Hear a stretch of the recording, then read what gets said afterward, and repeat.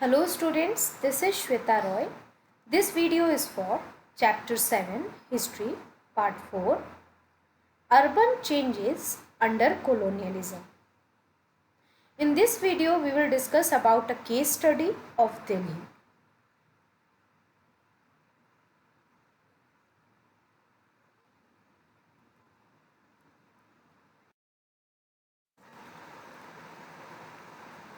Now here we will discuss about the case study of Delhi, an urban center Delhi.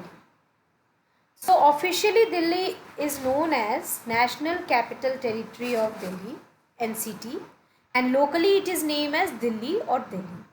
It is largest metropolitan city by area and second largest by population in India. This national capital region includes Noida, Greater Noida, Ghaziabad, Gurgaon, Faridabad, and other small nearby towns are there. So these all are included in the National Capital Region, NCR. Now in Delhi, New Delhi, the capital of India, that also comes. That is also included in the Delhi. Now Delhi is continuously inhabited since 6th century BC because it is located on the river bank of Yamuna.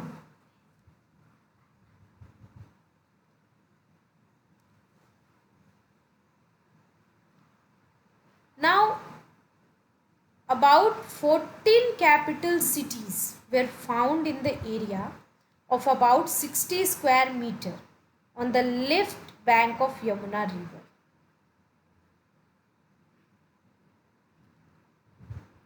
Delhi was the site of Indraprasth, which was the capital of Pandavas, and that is mentioned in the Mahabharata. Also the Qutbuddin Aibak, who was the founder of slave dynasty, he laid the foundation of Delhi Sultanate in 12,006 AD. Also the Khalji dynasty, Tughlaq dynasty and Sayyid dynasty, Lodi dynasty, they all built a sequence of forts and townships that now constitute the 7 cities of Delhi. Shah Jahan, Mughal Emperor Shah Jahan, he built the 7th city of Delhi in 1639 and that is called Shahjahanabad, and that is now known as Old Delhi.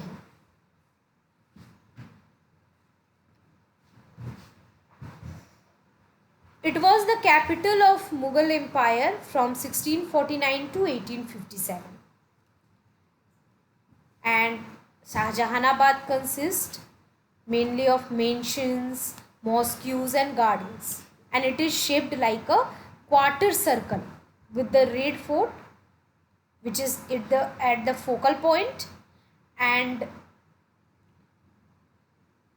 this Red Fort, or it is also called Lal Killa, this comprises the palace complex. In the west side it was walled,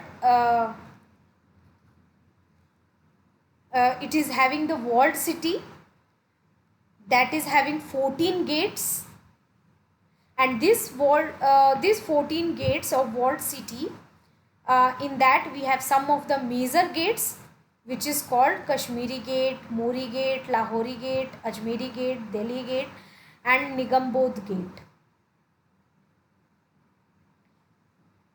The main street of Shahjahanabad is called Chandni Chowk, and that runs from Red Fort to Fatehpuri Masjid. And to the south, the street is Dariba, which is densely packed residential area, and beyond Dariba you have Jama Masjid. Jama Masjid is the largest mosque in India, and it was the highest building when it was built.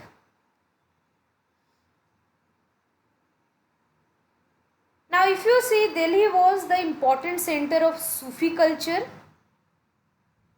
in the reign of this Shah Jahan.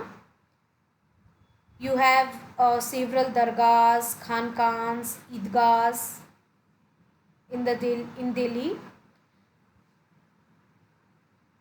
Also you will find open areas, wide street lanes, water channels. But these facilities were only enjoyed by the royals and higher sections of the society. And the poor people, they used to live in mud house, which was between the royal mansion. Also poetry, art and culture was enjoyed only by men.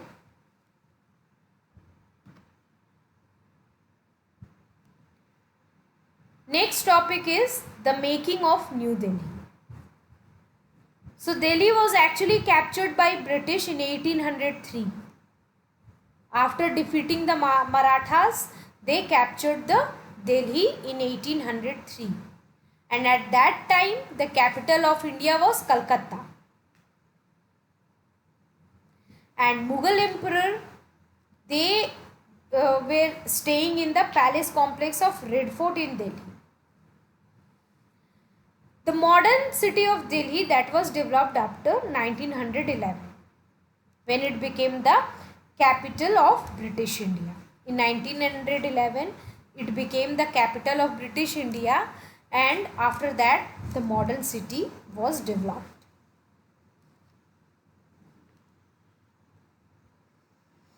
In the first half of 19th century, the British used to live in Delhi with the wealthy Indians, and they participated in local festivals. They learned Urdu language, culture and poetry. In 1792, there was opening of Delhi College, and from there the learning of science and humanities, which was particularly in Urdu language, started. And because of this, many historians refer to this period from 1830 to 1857 as the period of Delhi Renaissance. Okay, because of this, this period is known as the period of Delhi Renaissance. Also, Delhi became important center of rebels during the revolt of 1857. The rebels seized the Red Fort and they declared Bahadur Shah Jafar as their emperor. And when British recaptured Delhi in September 1857, they ravaged and plundered the whole city. They also exiled the emperor to Rangoon, and the area which was around Red Fort, that was completely cleared for security purpose. The garden of Royal Palace were shut down. Several palaces were razed and barracked. Many pavilions and mosques were destroyed. No prayers were offered in the Jama Masjid for 5 years. Jinnat ul Masjid was converted into a bakery. And 1/3 of the monuments in Delhi were demolished and the canals were filled up because of the revolt.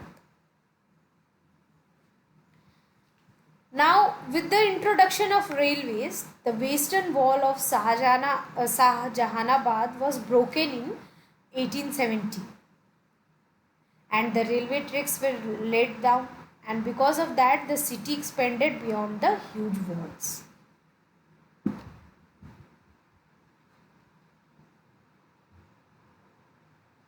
Now, Delhi College was first converted to a school and finally it was shut down in 1877. Now we will discuss about Delhi, the capital of India. Now, with the revolt of 1857, the British were alarmed. Calcutta was still the capital of India. Now, to assert the victory over Delhi, Viceroy Lutyens, he organized a darbar in Delhi in 1877, and Queen Victoria was acknowledged as Emperor of India in this darbar. Now in 1911, George V was crowned as the King of the England. So to celebrate this, a great darbar was held in Delhi, and in this only the announcement was made to make Delhi as the new capital of India. In place of Calcutta, Delhi was made new capital.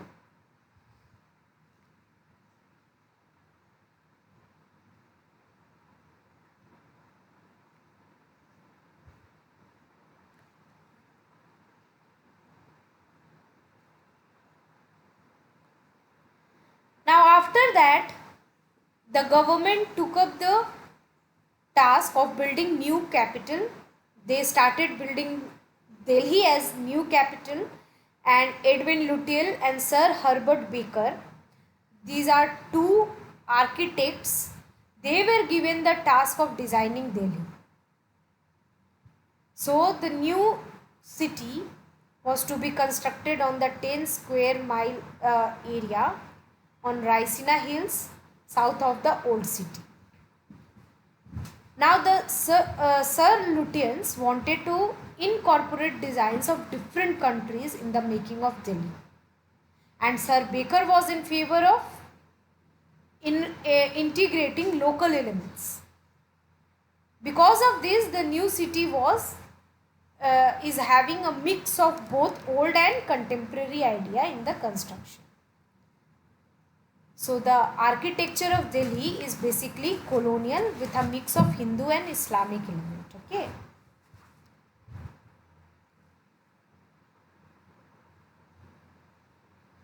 Now the New Delhi government complex, that was consisted of 2-mile avenue, the Kingsway, which is now called Rajpath. Now Rajpath led to the Viceroy's place, which is now known as Rashtrapati Bhavan. That Rashtrapati Bhavan was earlier Viceroy's place. Okay.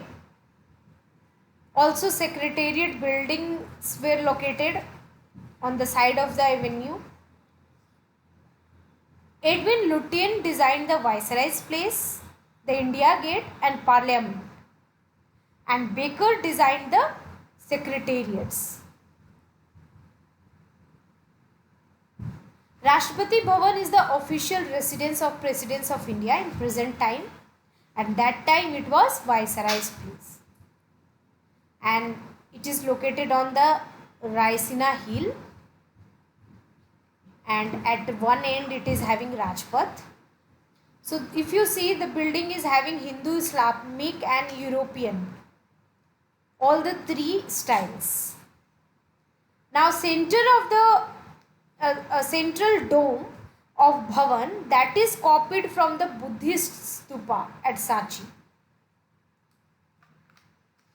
Red stone jalis, chhajjas, that all are borrowed from the Mughal style of architecture.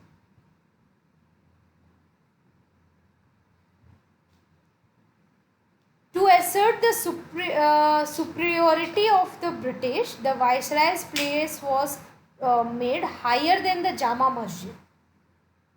That Jama Masjid was the highest building of Shahjahanabad at that time, but to assert the superiority of Viceroy of British, the Viceroy's place was built higher than the Jama. The India Gate is having an arc-shaped memorial. It is a arc-shaped memorial building, and it was in honor of 85,000 Indian soldiers who actually sacrificed their life in the First World War.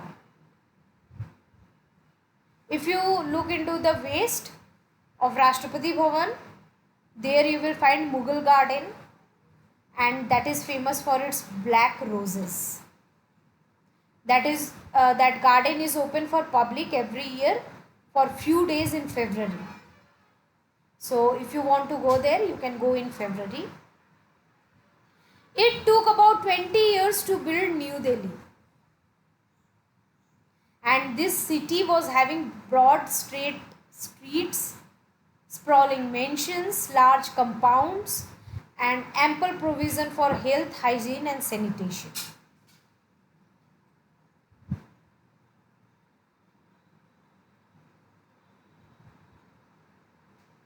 Also, if you see, adequate water supply, sewage disposal, and proper drainage were also there in the layout of the city.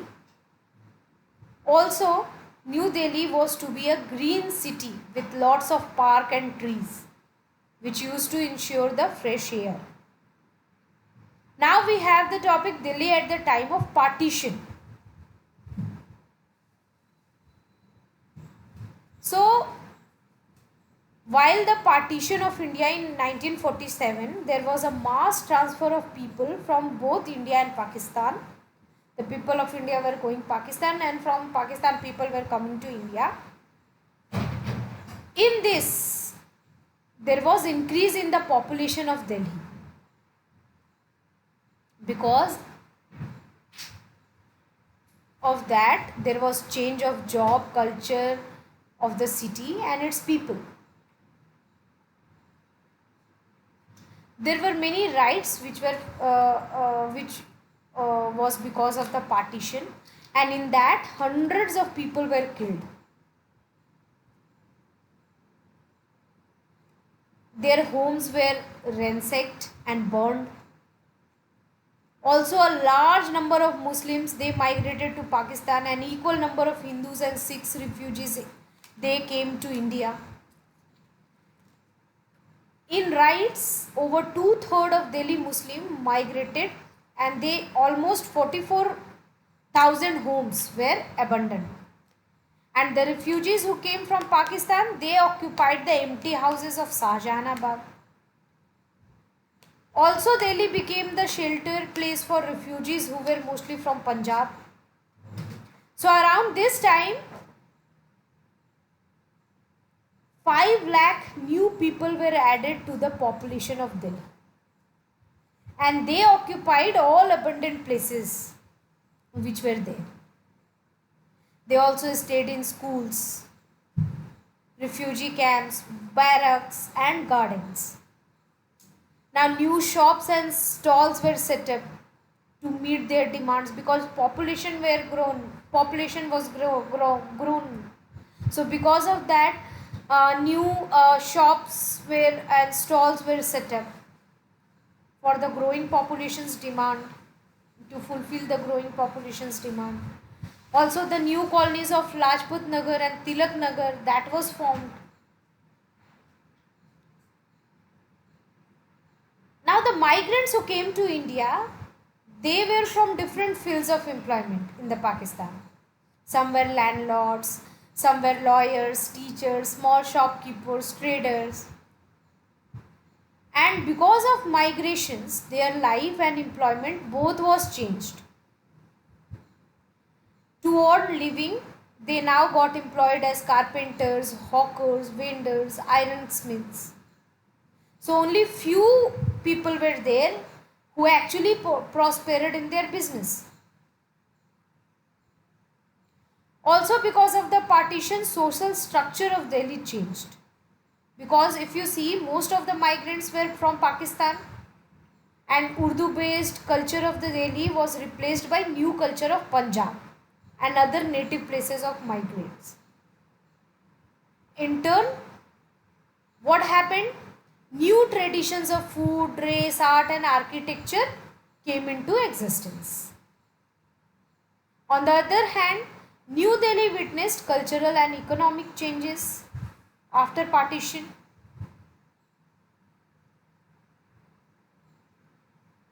The excellent system of water supply, the drainage development, which was during Mughal times, was highly neglected in the 19th century. In result, wells, channels, that were broken, and they fulfilled the need. They failed to fulfill the need of the uh, increasing population of Old Delhi.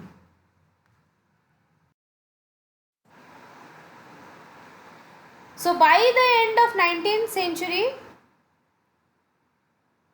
the open surface drains were introduced, and this system also collapsed because of the pressure of population, increase of the population.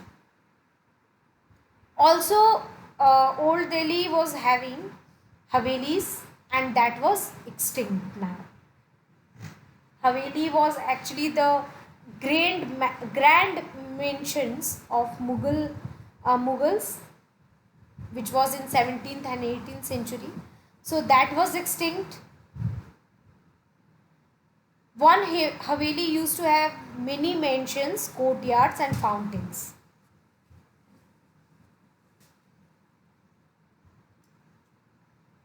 So when there was British rule, the Mughal were unable to maintain the Havelis. So what they did, they actually subdivided and they sold the Havelis. So like this, there was extension of Havelis. In 1888, Robert Clark, he put forward the Lahore Gate improvement scheme for the people of Shahjahanabad. So what was there in this scheme? In this scheme, people from Old Delhi were to be shifted to New Market Square with shops all around. But this system also collapsed. In 1933, Delhi Improvement Trust was set up, and that they built areas like Daryaganj South, and they were inhabited by wealthy people. So like this, Delhi was constructed, and Delhi has seen many phases.